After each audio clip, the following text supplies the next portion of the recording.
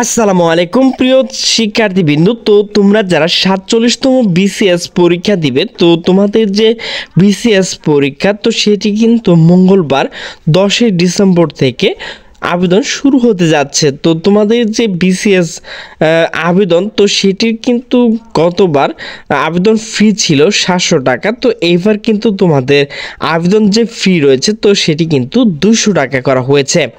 তো সেই বিষয়ে কিন্তু একটি নোটিশ প্রকাশ করা হয়েছে। তো সেই নোটিশটি প্রকাশ করা হয়েছে দ্য ডেইলি ক্যাম্পাস।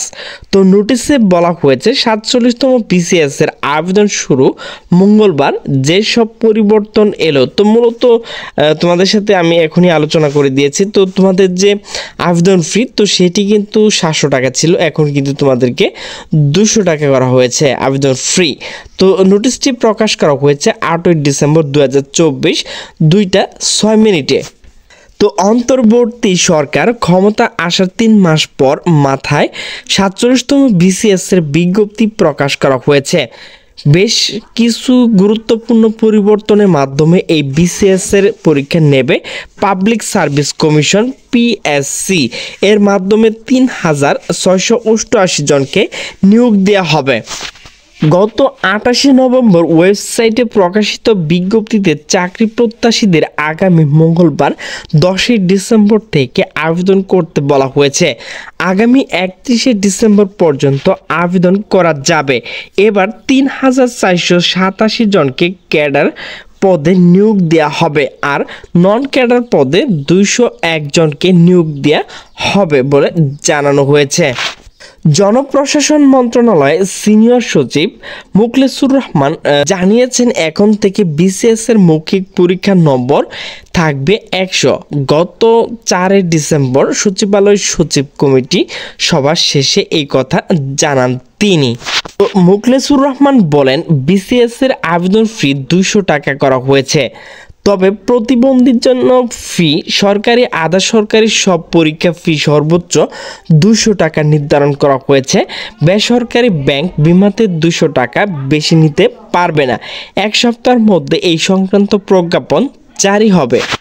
এর আগে বিসিএস মৌখিক পরীক্ষার নাম্বার ও আবেদন ফি কমানোর প্রস্তাব করেছিল পিএসসি। জনপ্রশাসন মন্ত্রণালয় পাঠানো এক প্রস্তাব আবেদন ফি 350 টাকা করার কথা বলেছিল পিএলসি।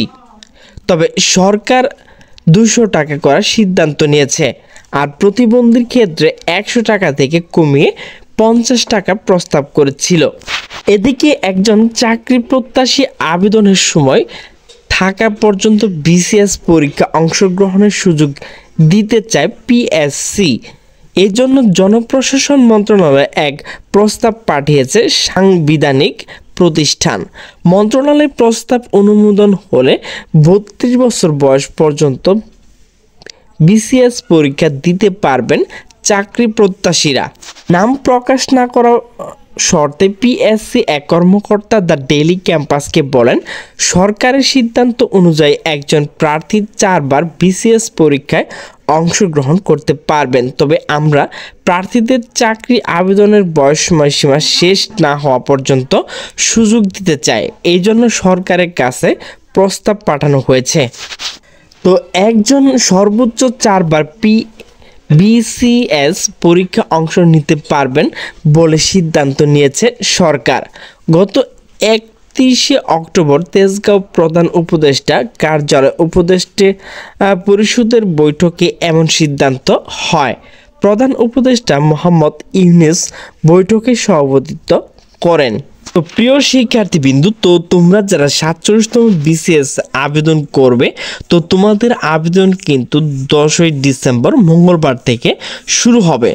তো অবশ্যই তোমরা এই আবেদনগুলো করে নেবেন। তো আবেদনগুলো কিভাবে করতে হবে, তো সেই সময় আমি একটি তোমাদের জন্য ভিডিও আপলোড করে দেব। তো সেই পর্যন্ত তোমরা সকলে ভালো থাকো, সুস্থ থাকো। আল্লাহ হাফেজ।